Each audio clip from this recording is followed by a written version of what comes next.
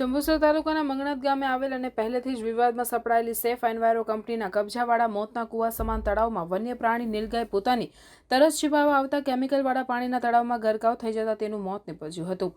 નીલગાયના મોતના બનાવની ગ્રામજનોને જાણ થતાં તાત્કાલિક ઘટના સ્થળે પહોંચી ગયા હતા અને જંબુસર વન વિભાગને જાણ કરતા વન વિભાગ ઘટના અધિકારી દોડી આવ્યા હતા।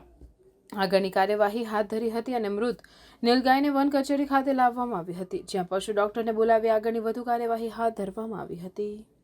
તળાવમાં કેમિકલવાળા તળાવમાં નીલગાય પડેલ છે, તો અમે તપાસ કરવા આવેલ બીજા દિવસે, કાલે વિડીયો વાયરલ થતાં અમે બીજા દિવસે તપાસ કરવા આવેલ તો કંપનીવાળાએ એ નીલગાયને બહાર કાઢીને રાતોરાત બહાર કાઢીને એને દાટી દેવામાં આવી અને દાટી દેવામાં આવી તો અમે ત્યાં જગ્યા સ્થળ પર જઈને જ્યારે ફોરેસ્ટ રેન્જના માણસને અધિકારીને લઈને ત્યાં ગયેલા તો એમની રૂબરૂમાં અમે એ નીલગાયને જે દફનાઈ હતી, જે દાટી હતી અને અમે જીસીબીથી એને બહાર કાઢેલ છે।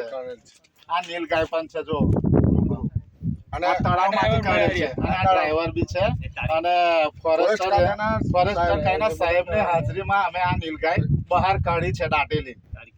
આજે 23 તારીખે અને 22 તારીખનો આ બનાવ છે। 22 તારીખે અંદર તળાવમાં પડેલ હતી બાઉન્ડ્રી અંદર નીલગાય પડ્યા પછી એને બહાર કાઢી રાતોરાત, ત્યાર પછી અત્યારે સવારમાં 23 તારીખે સવારમાં બાઉન્ડ્રી મારેલી છે અને નીલગાય ખેંચીને કાઢી એનું અહીંયા આગળ નિશાન પણ છે। આ નિશાન પર જો